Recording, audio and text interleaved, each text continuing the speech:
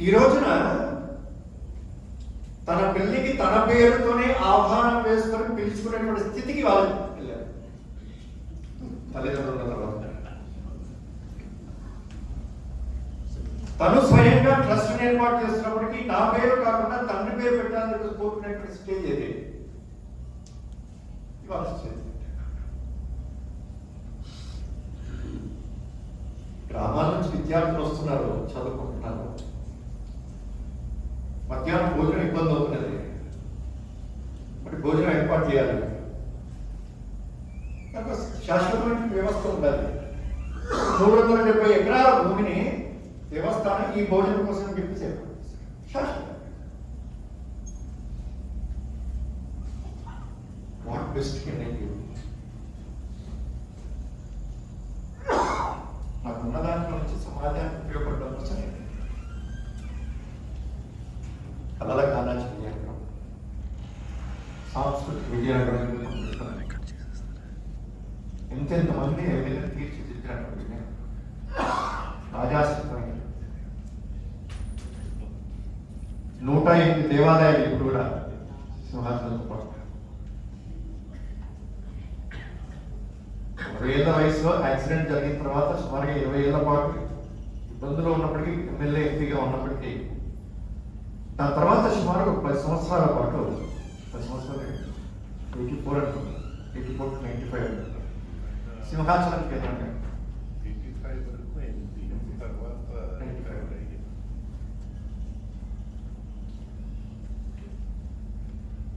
నాకు అనిపించింది అన్ని రకాలు ఉన్నప్పటికీ సంతృప్తిని పొందడానికి ఆధారమైనటువంటి భారతదేశం ఏంటంటే ఆధ్యాత్మికత. ఆర్థికపరమైనటువంటి ఉన్నతి ప్రపంచంలో భారతదేశం గొప్ప దేశం ద్వారా 2047 కోట్ల అవుతుంది. ఆర్థికంగా అవుతుంది, సైనికంగా అవుతుంది, విజ్ఞానపరంగా అవుతుంది, అన్ని రకాలుగా అవుతుంది. కానీ అన్ని రకాలుగా అవుతున్నప్పటికీ దానికంటే ముఖ్యమైనటువంటిది ఆధ్యాత్మికంగా నిలబడుతుంది. ఆధ్యాత్మికత నిలబడ్డప్పుడే నైతికత వస్తుంది. ప్రపంచం భారతదేశాన్ని భారతదేశంగా ఉన్నప్పుడు మాత్రమే గౌరవిస్తుంది. ఈ భారతదేశం తన యొక్క అస్తిత్వాన్ని వదులుకొని వికసించినట్లయితే ప్రపంచం అని గౌరవించదు. భారతదేశంగా ఉండడం అంటే మన యొక్క ఆధ్యాత్మికత. మహారాజు ఏంటి సింహాచలం విధంగా ఉంటున్నప్పటికీ సోషల్ హార్మనీ, నా యొక్క అంతస్తు ఏంటి అనేటువంటి భావన లేకుండా అందరినీ సమానంగా చూసేటువంటి దృష్టి, అందరి పట్ల అదే మమకారం, స్నేహం.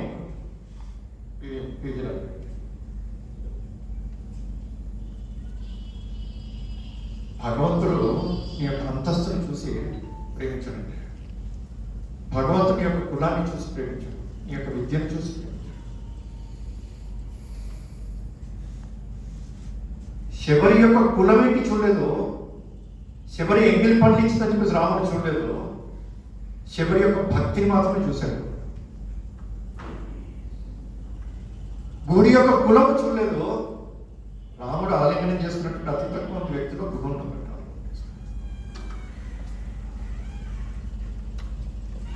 దాని నిజమా తెలియదు కానీ చెప్తాను విన్నాను. రాముడి యొక్క పాదాలు కలిగిన అదృష్టం కలగాలని చెప్పేసి రాముడిని కోరితే, నీ యొక్క పాద స్పర్శతో నీ రాయి అహల్యగా మారింది, నా పడవ ఏమైపోతే నాకు ఉన్నది ఇది ఒక్కటే కదా, కాబట్టి నేను కడిగిన తర్వాత ఎక్కిస్తాను. కడగడం కోసం ఏం తెలుసు. కృష్ణుడు పక్కన వచ్చి చెప్పారు, మీ మిత్రుడు వచ్చారు. ఎవరికి వచ్చాడు, సుధాముడు వచ్చాడు. చాలా సంవత్సరాలు అయిపోయింటుంది. సరే కూర్చోబెట్టిన తర్వాత అవునా ఎందుకు వచ్చి ఉంటాడు ఇలా ఆలోచించారు. మిత్రుడు అని చెప్పేసి తెలిసిన వెంటనే సింహాసనం నుంచి దిగేసి పరిగెత్తుకుంటూ ఎదురుగా వెళ్ళేసి ఆలింగనం చేసుకుని తీసుకొచ్చేసి తన సింహాసనం మీద కూర్చోబెట్టుకుని ఈ విధంగా సత్కరించాడు. ఇప్పుడు రాముణ్ణి పూజించేటువంటి సమాజము అంటే క్యాస్ట్ యొక్క డిఫరెన్స్ ఉండకూడదు. కృష్ణుని పూజించేటువంటి సమాజం అంటే క్లాస్ యొక్క డిఫరెన్స్ ఉండకూడదు. ఇప్పుడు భగవంతుని పూజించేటువంటి సమాజం నుంచి భగవంతుడు జీవించినట్టుగా చెప్పినట్టుగా ఆచరించేటువంటి సమాజం ఎప్పుడైతే తయారవుతుందో అప్పుడు ఈ దేశం గొప్ప దేశం అవుతుంది. అయోధ్యలో రాముడి యొక్క ప్రతిష్ట అంటే 52 అంగుళాలు ఉండేటువంటి రాతి యొక్క విగ్రహం యొక్క ప్రతిష్ట కాదు. ఏ విలువల కోసం, ఏ ఆదర్శాల కోసం రాముడు జీవించాడో ఆ విలువల యొక్క ఆదర్శాల యొక్క ప్రతిష్ట జరిగిందన్నారు. అయోధ్యలో గుడి కట్టడం అంటే కేవలం 3000 కోట్ల రూపాయలు దేశం మొత్తం నుంచి సేకరించారు, భవ్యంగా గుడి కట్టాము, వెళ్తున్నాం దర్శనానికి. దానికంటే ముఖ్యమైనటువంటిది నా హృదయం లోపల రాముడికి నేను గుడి కట్టుకోవాలి. నా ఆచరణ ప్రతినిత్యము ఏ మార్గంలో రాముడు నడిచాడో నేను ఆ మార్గంలో నడుస్తున్నాను లేదా చూస్తున్నాను. మహానుభావులు జీవించినటువంటి గుర్తు చేసుకునేటువంటిది క్వాలిటీస్ అంటే వాల్యూస్, క్వాలిటీస్ ఏవైతున్నాయో కెమిస్ట్రీలో చెప్తుంటారు. టేస్ట్లెస్, కలర్లెస్, ఆర్డర్లెస్, రంగు, రుచి, వాసన. అది అర్థం కావాలంటే తన జీవితంలో ఆచరించేటువంటి వ్యక్తిని ఎప్పుడైతే చూస్తామో అప్పుడు దాన్ని అర్థం అవుతుంది. సత్యం మాట్లాడాలి అనేటువంటిది గాంధీజీకి ఎప్పుడు అర్థమైందంటే హరిశ్చంద్రుడు నాటకం చూసినప్పుడు అర్థమైంది. హరిశ్చంద్రుడు అనేటువంటి క్యారెక్టర్ లేదనుకోండి, సత్యం అర్థం చేసుకోవడం కష్టం. మహానుభావుల యొక్క జీవితం ఏ ఆదర్శాల కోసం ఏ విధంగా జీవించారు. వారు మాట్లాడుతున్నారు, గొప్పవాడు అంటే ఏ ఇబ్బంది లేకుండా ఉంటుందని చెప్పేసి కాదండి. బాగా చదువుకోవాలనుకున్నటువంటి వాడికి ప్రభుత్వం పరీక్షలు పెడుతుంది. చదవక్కర్లేదు అనుకున్నవాడు పరీక్షలు ఎవరు పెడుతున్నాడు? ఎవరు పెట్టలేదు. పుస్తకాల షాప్కి వెళ్ళేసి అడిగాడు విద్యార్థులు, ప్రాబ్లమ్స్ అయినటువంటి మ్యాథ్స్ టెక్స్ట్ బుక్ కావాలంటే కింద మీద చూసాడు. మ్యాథ్స్ టెక్స్ట్ బుక్ అంటే ఏముంటుంది? ప్రాబ్లమ్సే ఉంటాయి, ఇంకేవేది ఏముంటుంది ఇంకా. ఆ షాప్ వాడు నవ్వుతూ చెప్పాడు, ఇదిగో అని చెప్పేసి ఇచ్చి ఆన్సర్ లేనటువంటి ప్రాబ్లం ఇందులో లేదు, ప్రతి ప్రాబ్లం ఆన్సర్ నుంచి తీసుకెళ్తున్నాడు. But each and every problem has a solution. You have to find it the way. కానీ ప్రాబ్లమ్స్ చూసి భయపడేటువంటి సమాజం కాదు, ప్రాబ్లమ్స్ ఎదిరించి దాటి ముందుకెళ్ళేటువంటి సమాజం తయారు. పాకిస్తాన్ దాడి చేస్తాం భయపడుతున్నాం అనుకోండి, ఇప్పుడు మన దేశం ఉంటుంది ఇంకా డిసింటిగ్రేట్ అయిపోతుంది. శత్రువు మీద మనం దాడి చేయడం, కానీ మనం కాపాడుకుంటాం. ఎవరు మన దేశం మీదకి వచ్చినప్పటికీ ఫస్ట్ అటాక్ మనం ఎప్పుడు చేయాలి, కానీ ప్రపంచం మొత్తం కలిసి వచ్చినప్పటికీ మనం కాపాడుకునేటువంటి శక్తి మాత్రం మనకు కావాలి. అందువల్ల సమాజాన్ని ఏ విధంగా సిద్ధం చేయాలి? Social harmony. నా నిత్య జీవితంలో నేను ఎక్కడ ఉన్నప్పటికీ నా ఇంట్లో నేను పనిచేసేటువంటి చోట క్యాస్ట్ అండ్ క్లాస్ యొక్క డిఫరెన్స్ని, తేడాని నేను చూపించగలుగుతాను. అందరిలో భగవంతుడు కాదు. హిందుత్వం అంటే గుడికి వెళ్ళి పూజ చేయడం మాత్రమే కాదు, హిందుత్వం అంటే ప్రతి ఒక్కరిలో భగవంతుని చూడడం, ప్రతి దాంట్లో భగవంతుని చూడడం. భగవంతుడు ఒకడే అందరిలో ఉన్నాడు. ఇప్పుడు ఎదుటి వ్యక్తి యొక్క కులము, అంతస్తు కారణంగా వేరేలా చూస్తాను. ఇంకా నాలో ఉండే భగవంతుడు అతను ఉన్న తర్వాత నా కుటుంబంలో ఏ కులానికి, ఏ వృత్తికి, ఎవరు వచ్చిన, ఏ అంతస్తు చెందినటువంటి వ్యక్తి వచ్చినప్పటికీ అతనికి నా ఇంట్లో అదే గౌరవం లభించగలగాలి. నేను ఒక టీచర్ని, ఒక లెక్చర్ని నా ఎదురుగా ఉండేటువంటి 40 మంది పిల్లల్ని ఒకలాగే చూడగలగాలి. కులము తెలిసిన తర్వాత కూడా నా అభిప్రాయం అతని పట్ల మారకూడదు. రాముని పూజించమంటే రామరాజ్యం అంటే ఏదో. రాముడి పట్టాభిషేకం తర్వాత రామరాజ్యం వచ్చింది. అయోధ్యలో రాముడి యొక్క ప్రతిష్ట తర్వాత దేశంలో రామరాజ్యం కావాలి. రామరాజ్యం ప్రభుత్వం తీసుకొచ్చేటువంటిది కాదు, సమాజంలో మార్పు వచ్చింది. స్పీకర్ అడిగారు మాట్లాడుతూ హూ వాంట్ చేంజ్ అని చెప్పేసి ఎవరెవరు మార్పును కోరుకుంటున్నారు. ఎంతమంది ఎత్తుంటారండి?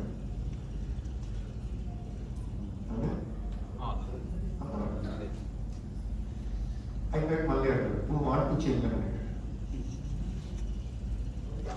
అందరూ పక్కన పెట్టడం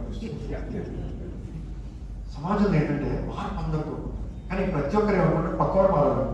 సమాజం పక్కవాడు మారాలంటే చాలా కష్టం అండి, నేను మారాలంటే చాలా సుఖం. ఐ వాంట్ టు చేంజ్ అంతే. కానీ సమాజం మార్పు ఏదైతే నేను కోరుకుంటానో అది నా దగ్గర నుంచి రాదు, నా కుటుంబం నుంచి రాదు. ధర్మం అనేటువంటిది ప్రచారం చేస్తే కాపాడబడేటువంటిది కాదండి, ధర్మాన్ని ఆచరిస్తే కాపాడబడుతుంది. ధర్మ ఆచరణ ద్వారా ప్రచారం చేసేటువంటి పుస్తకాలు, ధర్మ గ్రంథాలు చాలా ఉన్నాయి. కావాల్సినటువంటి ఆచరించేటువంటి వ్యక్తులు సోషల్ హార్మనీ. రెండోది మనకి ఫ్యామిలీ సిస్టమ్ మాట్లాడుతూ చెప్పారు అది గారు. ఫ్యామిలీ సిస్టమ్ గురించి ఎంత ఆలోచించారు, ఇప్పటికీ పిల్లలకి ఎప్పటి సంస్కారం ఇచ్చారు. ఇవాళ జాయింట్ ఫ్యామిలీస్ లేవు, న్యూక్లియర్ ఫ్యామిలీస్ లేవు, చిన్న చిన్న కుటుంబాలు. దాన్ని ఎలా మారుస్తాం ఏంటంటే మన చేతిలో, కానీ మన చేతిలో ఉండేప్పుడు దొరుకుతుంది.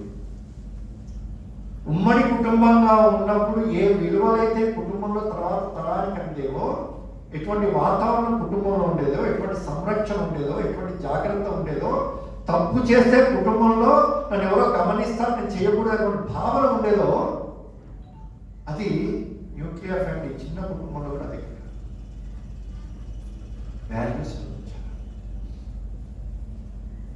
బెంగళూరులో ఒక స్కూల్లో, చాలా పెద్ద స్కూల్ అది, 1 లక్షలు 4 లక్షలు ఫీజు.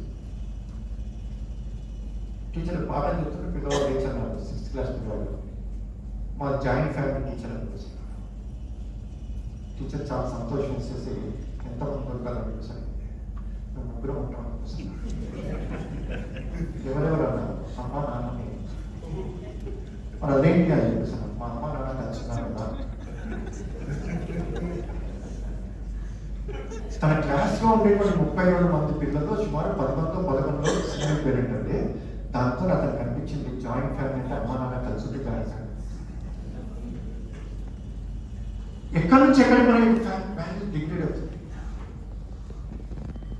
అన్ని రంగాల్లో మనం ఎదుగుతున్నప్పటికీ 4th ప్లేస్ మనకి ఎకనామిక్ యాక్టివిటీ వచ్చినప్పటికీ, సైంటిఫిక్ గా పెరిగినప్పటికీ, 4,30,000 మంది ప్రతి సంవత్సరం మెడికల్ టూరిజంకి వచ్చినప్పటికీ, 108 రాకెట్లను ఒకేసారి అంతరిక్షంలో పంపించినప్పటికీ, ప్రపంచంలో మన యొక్క డిఫెన్స్ 21,000 రూపాయలు ప్రతి సంవత్సరం అమ్ముతున్నప్పటికీ,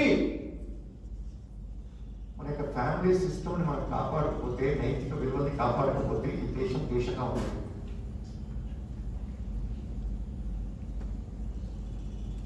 నా చేతిలో మిగిలినటువంటి ఎకనామిక్ యాక్టివిటీ లేకపోవచ్చు, నా చేతిలో నా కుటుంబాన్ని కాపాడుకునేటువంటి అవకాశం ఉంది. ఉదయాన్నే స్కూల్కి వెళ్తున్నటువంటి పిల్లవాడిని షూస్ వేసుకున్నావా, బెల్ట్ పెట్టుకున్నావా, పుస్తకాలు పెట్టుకున్నావా, పెన్ను పెట్టుకున్నావా అని అడిగినంత సహజంగా దేవుడికి దండం పెట్టామని చదువుతున్నామని ఒక్క క్షణం దేవుడికి దండం పెట్టి కావచ్చు. దేవుడికి దండం పెట్టినట్టు భయం కాదండి, గౌరవం. ఒక అనంతమైనటువంటి శక్తి ప్రపంచంలో ఉంది, సృష్టిలో ఉంది, దాన్ని కాపాడుతుంది. ఒక విశ్వాసం కలుగుతుంది. నేను దేవుడికి దండం పెట్టుకుని వచ్చాను బయటికి, నేను తప్పు చేయకూడదు. అమ్మాయికి చెప్పేటువంటి జాగ్రత్త ఏదైతే చెప్తున్నామో, అబ్బాయికి అమ్మాయి పట్ల ఎలా ఉండాలి చెప్పగలుగుతున్నామా? చెప్పాలి. మార్గరెట్ థ్యాచర్ అని చెప్పేసి ఇంగ్లాండ్ ప్రైమ్ మినిస్టర్గా ఉంది 80s. అక్కడ మన యొక్క భారతీయులు పిలిచిన కారణంగా దేవాలయంకి వచ్చింది. దేవాలయం దర్శనం చేసుకున్న విధంగా ప్రాంగణంలో తిరుగుతుంటే ఒక గోడ మీద శ్రవణ కుమారుడు తల్లిదండ్రులని కావల్లో పెట్టుకున్నటువంటి బొమ్మ ఉంది. అసలు మొదటిసారి చూసింది విచిత్రంగా అనిపించింది, ఏంటి అని లేదు. కథ చెప్పారు మనవాడు. అంటే చాలా ఆశ్చర్యం వేసింది. ఒక యువకుడు తన తల్లిదండ్రులని ఈ విధంగా మోసి దేశం మొత్తం తీర్థయాత్రల కోసం తిరిగాడు. తల్లిదండ్రుల పట్ల ఈ వయసులో ఇంతటి గౌరవం. ఆవిడ చెప్పింది, ఇలాంటి కథలు ఏవైతే ఉన్నాయో, ఇలాంటి ఇన్స్పైరింగ్ ఇన్సిడెంట్స్ ఏవైతున్నాయో, స్టోరీస్ ఏవైతున్నాయో, మా దేశంలో మా పిల్లలకు చావాలి. ఇది రిలీజియన్ కాదండి, ఇది వాల్యూస్. ప్రపంచంలో ఉండేటువంటి ఏ రిలీజియన్కి చెందినటువంటి వ్యక్తి అయినప్పటికీ 750 కోట్ల మంది కూడా తన తల్లిదండ్రులను కాపాడుకోవాలి, గౌరవించాలి. దీనికి రిలీజియన్తో సంబంధం లేదు.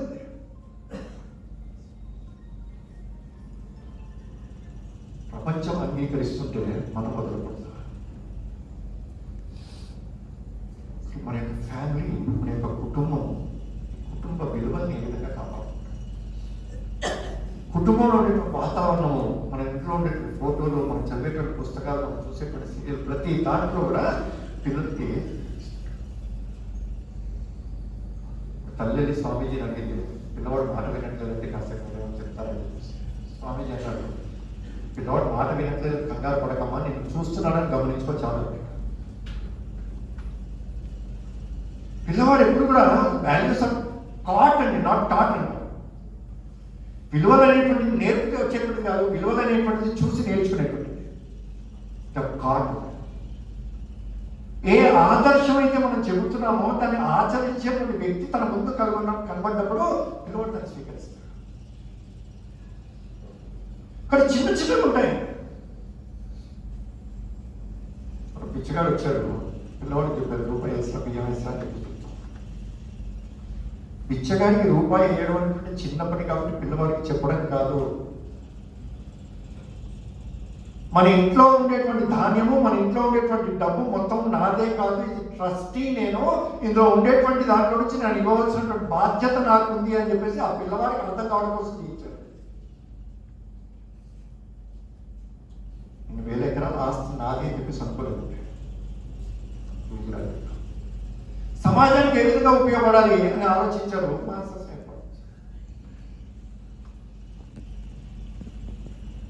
అనుభవించాలి అనేటువంటి దాంట్లో తృప్తి లేదు, ఇచ్చిన దాంట్లో తృప్తి. వాట్ బెస్ట్ కింద ఒకటి మన యొక్క కుటుంబ విలువలు కావాలి. మన జీవితం పర్యావరణ హితంగా జీవించాలి, ఈకో ఫ్రెండ్లీ. ఏ రిలీజియన్ కండెమ్ చేయడం కాదు, తిట్టడం కాదు. కానీ పాశ్చాత్య దేశాలలో భగవంతుడు వేరే చోటు ఉన్నాడు, జన్నత్ స్వర్గంలో ఉన్నాడు, పరలోకంలో ఉన్న ప్రభువా. వాళ్ళ నమ్మకం అది గౌరవిద్దాం. కానీ మన యొక్క దేశంలో, మన హిందూ దేవుడు ఎక్కడ ఉన్నాడంటే ఇక్కడే ఉన్నాడు. క్రియేటర్, క్రియేషన్ రెండు వేరే కాదు. సృష్టికర్త వేరు, సృష్టి వేరే కాదు. This is the manifestation of God. భగవంతుడి యొక్క రూపమే ఇదంతా. ఇదంతా కూడా భగవంతుడి యొక్క రూపం అన్న తర్వాత భగవంతుడిని సేవించినట్టే ప్రకృతిని సేవించాలి. గోపి యొక్క గొప్పతనం తెలిసి దాని యొక్క మెడిసినల్ వాల్యూస్ తెలిసినటువంటి దేశాలు ప్రపంచంలో ఉన్నాయి, డెన్మార్క్ లాంటి దేశాలు. కానీ వాళ్ళకి గోవు అంటే పశువే, కానీ మనకు దేవత, తల్లి. భూమి భూమాత. తులసి ప్రాణవాయువు ఇస్తున్నది, తులసి మాత. జ్ఞానాన్ని ఇస్తున్నటువంటి భగవద్గీత, గీత మాత. గంగమ్మని గంగమ్మ. గంగ కంటే పెద్ద నదులు ప్రపంచంలో ఉండొచ్చు, నైలు, అమెజాన్. కానీ ప్రపంచంలో ఎవరు నైలు మాత, అమెజాన్ మాత? కృష్ణమ్మ, గోదావరి, కావేరి. మనిషి జీవనానికి ఉపయోగపడేటువంటి ప్రతి దాన్ని కూడా తల్లి అనేటువంటి శ్రేష్టమైనటువంటి భావనతో చూసేటువంటి సంస్కృతి మనది.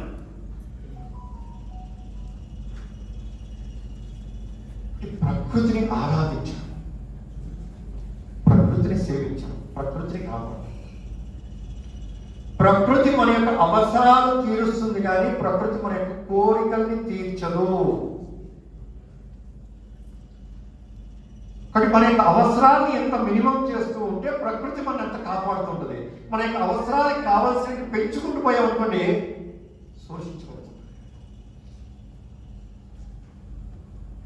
చెప్తుంటారు తిరుపతికి వెళ్తున్నాం కూడా అందరం వెళ్తాం కదండి, ఏదో సమయం వెళ్తాం. స్వామివారు దండం పెట్టుకుంటూ మన కోరికలు తీర్చుకున్నారు. స్వామివారికి శ్రీదేవి భూదేవి. కానీ బయటకు వచ్చిన తర్వాత కిందికి వచ్చిన తర్వాత ఊరికి వచ్చిన తర్వాత నీటిని వృధా చేసి ప్లాస్టిక్ వేసేసి ఎరువులు వేసేసి మొత్తం కెమికల్స్తో నింపి చెట్లను నరికేసి ఈ భూమిని సర్వనాశనం చేస్తూ భూదేవిని శోషిస్తూ ఇబ్బంది పెడుతూ స్వామివారి దగ్గరికి వెళ్ళేసి అయ్యా నా కోరికలు తీర్చుకున్నాము అంటే అర్థమవుతుంది. భూదేవి నా ధర్మపత్ని భూమాత, ఆయన గౌరవించకుండా భర్తని అడిగామనుకోండి తెలుస్తుంది. కానీ స్వామివారిని సేవించడం అంటే భూమిని కాపాడుకోవడము. ఇక్కడ చిన్న చిన్న యాక్సిడెంట్, చిన్న చిన్నవి. నా పుట్టినరోజు వేడుకలు నేను ఎంత ఘనంగా చేసుకున్నప్పటికీ సంవత్సరానికి ఒక్కసారి అయినా ఒక్క రోజున పుట్టినరోజు రోజున ఒక మొక్క నాటొచ్చలేదండి. క్యారీ బ్యాగ్ కాదు, క్యారీ ఏ బ్యాగ్. మన జోబులో వచ్చిన కవర్ ఉందా లేదా, సంచి ఉందా లేదా, మనకు ఉండేటువంటి కారు యొక్క 4 డోర్స్కి 4 ప్లాస్టిక్ బాటిల్ ఉన్నాయా, స్టీల్ బాటిల్ కానీ గ్లాస్ బాటిల్స్ ఉన్నాయా? చిన్న అండి. బైక్ నడుపుతున్నాము, మనం స్పార్క్ చేసాము, స్టార్ట్ చేసి తిప్పుతున్నామా, తిప్పి స్టార్ట్ చేస్తున్నామా? ఆటోమొబైల్ ఇంజనీర్ అన్నాడు, ప్రొద్దుగా మీ బైక్ నుంచి ఎటువైపు వెళ్ళాలి అటువైపు తిప్పితో స్టార్ట్ చేస్తే సంవత్సరంలో 4 నుంచి 5 లీటర్లు సేవ్ చేస్తాం, 500 రూపాయలు సేవ్ చేస్తాం. చిన్న చిన్నవి. ప్రభుత్వం ఏమి చేయాలి కాదు, నేను ఏమి చేయాలి. I want to change. నీటిని వృధా చేయకూడదు. సింగిల్ యూజ్ ప్లాస్టిక్ చిన్న చిన్నవి ఏవైతే పొరపాటున ప్లాస్టిక్ కవర్ దగ్గర నుంచి తీసుకెళ్ళి ఒక బాటిల్లో ఒక చోట పెట్టేసి ఒక చోట పెట్టేసి ఈకో బ్రిక్గా ఎంత తయారు చేయాలి. ప్రతి ఇంట్లో మనది ఈకో బ్రిక్. మా ఇంట్లో వాడేటువంటి అనేక వస్తువుల్లో గో ఉత్పత్తులు ఎన్ని ఉన్నాయి.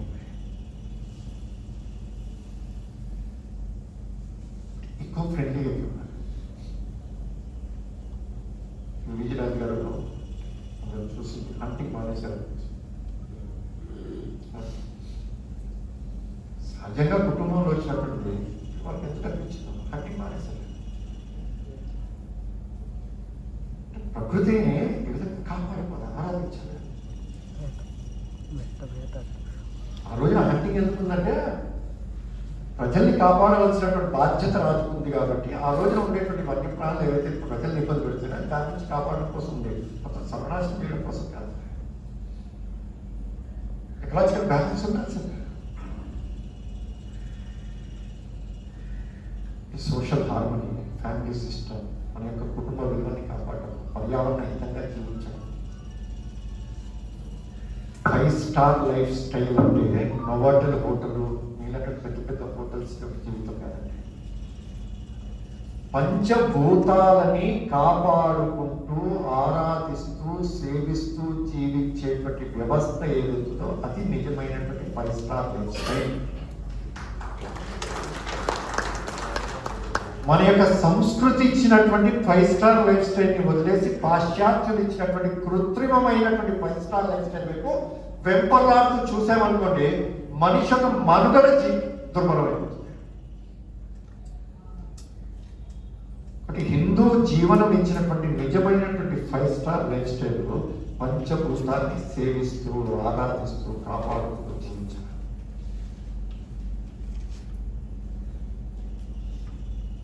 నియమాన్ని పాటించేటువంటి తప్ప.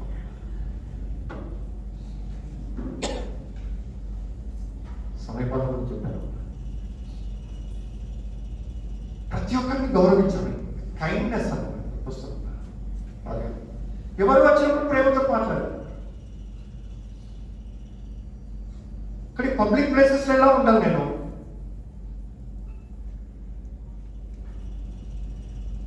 ఏషియాడ్ గేమ్స్ జరిగినప్పుడు విదేశాల నుంచి కూడా ఆటగాళ్ళు వచ్చారు. కలకత్తా దగ్గర పద్ధతి తిరిగినప్పుడు చాలా భయంకరమైన చెత్త చెదారం అది చూసి విదేశీయులు అన్నారట, ఏమి ఇంత చెత్త ఉంది అసలు లేదు అంటే వాళ్ళు అన్నారు, 40 లక్షల జనాభా ఉందండి, ఎట్లుంటుందండి అని చెప్పేసి అన్నారు. అంత జనాభా ఉన్నప్పుడు కరెక్టే కదా అనిపిస్తుంది మనకి. ఈ దృష్టి ఉంది. అవతల వాళ్ళు అన్నారు, నేను 40 లక్షల జనాభా సరిపోదా శుభ్రం పెట్టుకోవడానికి అని చెప్పేసి అడిగారు. ఇంకెంతమంది కాదా? విజయనగరాన్ని నేను శుభ్రం చేయలేకపోవచ్చండి, కానీ నా వల్ల విజయనగరం అపరిశుభ్రం కాకుండా ఇది చూసుకోగలుగుతాను. నేను చెందేదండి, నేను విజయనగరం మొత్తాన్ని శుభ్రం పెట్టలేను, నా వల్ల కాకుండా నియమాన్ని పాటించేటువంటి తత్వం. ఇంగ్లాండ్కి వెళ్ళినప్పుడు, అమెరికాకి వెళ్ళినప్పుడు, సింగపూర్కి వెళ్ళినప్పుడు అబ్బాయి ఎంత బాగుంటుందండి. రాత్రి 12కి పోలీసు వాళ్ళు లేకపోయినప్పటికీ రెడ్ సిగ్నల్ పడ్డ తర్వాత ఆగారు 10 నిమిషం నరసేపు. నిన్నెవరు వస్తున్నారు? రెడ్ సిగ్నల్ పడ్డ తర్వాత కూడా వెళ్ళిపోతున్నారు బైక్. పోలీసులు పరిగెత్తుకుంటూ చెప్పారు, కనబడలేదా అన్నారు. అది కనబడిందని మీరు కనబడలేదు అన్నారు.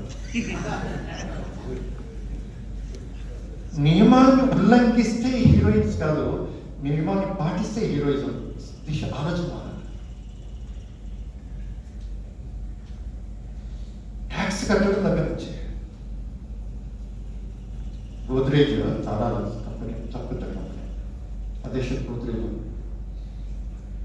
రిటర్న్స్ ఫైల్ చేసే సమయంలో అలా ట్యాక్స్ ఎవరైతే ఆడిటర్ ఎవరితో అన్నారు, ఇలాగంటే మనం ప్రజెంట్ చేసినట్టయితే మనం ట్యాక్స్ తక్కువ కట్టొచ్చండి, ఇది లీగల్లీ రైట్ అని చెప్పేసి గోద్రేజ్ అడుగుతాడు.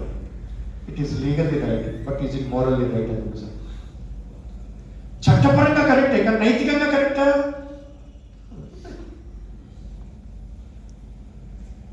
ఒకటి చట్టపరంగా మాత్రమే కాదు, లీగల్ మాత్రమే కాదు, నేను నైతికంగా కూడా సరిపోదు. ఒకటి నియమాన్ని పాటించేటువంటి సమాజంగా ఎప్పుడైతే సమాజం మారుతూ ఉంటుందో, జాతీయ గీతాన్ని గౌరవించాలి, జాతీయ గానాన్ని గౌరవించాలి, జాతీయ జెండాన్ని గౌరవించాలి, గురువుని గౌరవించాలి, సైనికుని గౌరవించాలి, రైతుని గౌరవించాలి. సమాజంలో ఎప్పుడైతే ఈ యాటిట్యూడ్ పెడుతుంది, అదృష్టం ఉంది. ప్రపంచంలో కల్లా అత్యంత కుబేరుడైనటువంటి వ్యక్తి ఎదురుగా వస్తే ఫోటో దిగుదాం అని చెప్పేసి అనుకున్నాం, అంతే కదండి, సెల్ఫీ దిగుదాం అనుకుంటాం. కానీ కాషాయ బట్టలు ధరించినటువంటి స్వామీజీ మాత్రం కాళ్ళకి దండం పెట్టాలి. ఎప్పుడైనా అమ్మాయికి కాళ్ళకి దండం పెట్టాలని చెప్పి ఎప్పుడైనా అనిపిస్తుంది, సెల్ఫీ దిగుదాం అనిపిస్తుంది. కానీ సన్యాసులు వచ్చారనుకోండి, ఏ ప్రయత్నం లేకుండా టక్కున కాలకు సంపాదించినటువంటి వాటితో సెల్ఫీ దిగాలనిపించవచ్చు, కానీ త్యాగం చేసినటువంటి వాటికి కాళ్ళకి దండం పెట్టాలనిపించదు. నైతికతను పెంచేటువంటి, నియమాన్ని ఆచరించేటువంటి సమాజాన్ని మనందరి యొక్క బాధ్యత. ఈ విషయంలో సమాజంలో మార్పు, సమాజంలో ఎప్పుడైతే మార్పు వస్తుందో, ఆచరిస్తామో, సమాజం ఉన్నత దిశలో వెళ్తుంది. భారతదేశం ప్రపంచంలో గొప్ప దేశం అనేటువంటిది ప్రభుత్వం చేసేది ఒక 20-30% ఉంటుంది. మన యొక్క ఆచరణ ద్వారా మిగిలినటువంటి 70% తీసుకున్నాం. ఆంగ్లంలో చెప్తుంటారు, deserve before you desire. Desire కోరిక ఉంది భారతదేశం గొప్పది కాదు,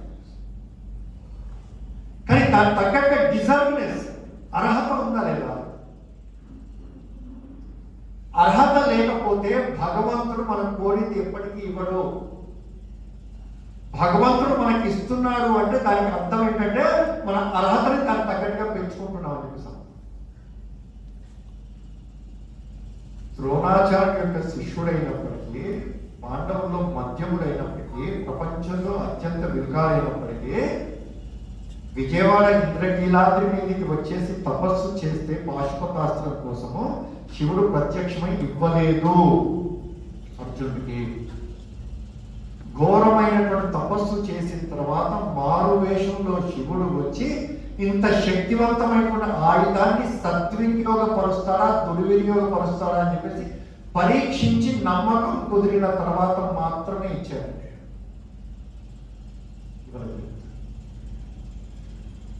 రాముడికి యుద్ధం ప్రారంభమైన తర్వాత మొదటి రోజునే ఇంద్రుడు ప్రధాని ఇవ్వలేదండి. మేఘనాథుని సంహరించిన తర్వాత ఓకే ఇతను నిలబడగలుగుతాడు రావణాసుడికి వ్యతిరేకంగా అని చెప్పేసి నమ్మకం కుదిరిన తర్వాత రామకార్యం ప్రధాని పంపించాడు. డిజర్వింగ్నెస్ పెంచుకున్న సమాధానం. భారతదేశం విశ్వగురుకి వెళ్ళాలి, ప్రపంచంలో గొప్ప దేశం కావాలి. దానికి సంబంధించినటువంటి 140 కోట్ల మంది యొక్క ఆచరణలో మార్పుని తెచ్చుకున్నప్పుడు ఆ డిజర్వింగ్నెస్ అర్హత విశ్వగురు కావడానికి కావాల్సిన అర్హతను సమాజం సంపాదించగలిగినప్పుడు భగవంతుడు మనకి తరలిస్తుంది. పివిజి రాజు గారి యొక్క శతాబ్ది సందర్భంగా వారి జీవితాన్ని చదివించడం మెమోరియల్ ఇచ్చినట్టే కేవలం స్మరించుకొని కూడా దానికి వేయడం కాదు, వారు చూపించినటువంటి మార్గంలో ఆదర్శం. దాన్ని నా యొక్క జీవితానికి నా కుటుంబానికి నేను పనిచేసేటువంటి చోట నా ద్వారా నా ఆచరణ ద్వారా సమాజంలో ఆ మార్పును తీసుకురావడం కోసం నేనేం ప్రయత్నం ఉన్నతమైనటువంటి ఆదర్శం కోసం పనిచేసినప్పుడే జీవితం యొక్క సార్థకత. గతంలో రావణాసుడు సీతమ్మ అని ఎత్తుకెళ్తుంటే రావణాసుని నేను ఆపి సీతను రక్షించలేను జటాయువు తెలిసింది. కానీ జటాయువు అనుకుంది ధర్మానికి ప్రతిరూపమైనటువంటి సీతమ్మ అని ఎత్తుకెళ్తుంటే నేను పక్కన నిలబడి చూస్తుంటే నా జీవితం ఎందుకు ఇంకా. తనకు శక్తి లేకపోయినప్పటికీ ఎదురు నిలబడలేకపోయినప్పటికీ వెళ్ళి పోరాటం చేసేసి తన 2 రెక్కల్ని తెగ నరికేస్తే కింద పడి రాముడి కోసం ఎదురు చూసి రాముడి సమాచారం చెప్పి తన ప్రాణాలు అనిపించింది. అనేక పక్షులు అలా చనిపోయాయి, కానీ జటాయువుకు మాత్రమే రాముడి యొక్క చేతిలో అంత్యక్రియలు పొందగలిగే అదృష్టం సార్థకత జటాయు కలిగింది. దశరథుడు కూడా కలిగింది. లక్షలాది మంది వారధ నిర్మాణం చేస్తూ ఉంటే ఇంత పెద్ద పెద్ద వారాలు అంత పెద్ద పెద్ద చెట్లు రాళ్ళు తీసుకొచ్చి వారధిలో వేస్తూ ఉంటే ఆ చిన్న ఉడత నేను పక్కన కూర్చొని రాముడి యొక్క కార్యం చూద్దామని చెప్పేసి అనుకున్నా, రాముడి యొక్క భజన చేద్దామని చెప్పేసి అనుకున్నప్పటికీ, రాముడి యొక్క గానం చేద్దామని చెప్పేసి అనుకున్నప్పటికీ రాముడి యొక్క దృష్టిని ఆకర్షించేది కాదు. తను అనుకుంది ఈ రామకార్యంలో నేను భాగస్వామి కావాలి, నేను చేయగలిగింది ఏంటి అని చెప్పేసి అనుకోలేదు, నేను ఏం చేయగలుగుతాను అది చేయాలని చెప్పేసి అనుకుంది. తను వెళ్ళింది నీళ్ళలో మిగిలింది, ఇసుకలో దొరికింది, వేసుకొని తీసుకెళ్ళి నా శక్తి మేరకు నేను ధర్మకార్యంలో పాల్గొనాలని చెప్పేసి అనుకున్న కారణంగానే ఉడతని రాముడు చూశాడు, చేతిలోకి తీసుకున్నాడు, ఉడత జీవితం సార్థకమైంది. నేనేం చేయగలుగుతాను పక్కన కూర్చోంటే ఉడత జీవితం సార్థకమైంది కాదు. But it is not a successful life, but it should be a purposeful and meaningful life. What best can I give for this society? సమాజం కోసం నేను ఏ విధంగా ఏమి ఇవ్వగలుగుతాను, నేను ఆచరించగలుగుతాను. అటువంటి జీవితాన్ని సార్థకము చేసుకునేటువంటి దిశలో మనందరం మన యొక్క జీవితాన్ని మన యొక్క కుటుంబాన్ని మార్గంలో నడిపిస్తూ భగవంతుని ఆరాధించకుండా ఆరాధిస్తూ చూపించినటువంటి మార్గంలో నడిచేటువంటి సమాజంగా ఈ సమాజాన్ని తీర్చిదిద్దుతూ ప్రపంచంలో భారతదేశాన్ని విశ్వగురు స్థానానికి తీసుకెళ్లడంలో మనందరూ కూడా కృతజ్ఞతలు అవుతారని చెప్పేసి పైడితలమ్మ అందరూ కూడా ఆశీస్సులు ఇవ్వాలని ప్రార్థిస్తూ అవకాశం ధన్యవాదాలు.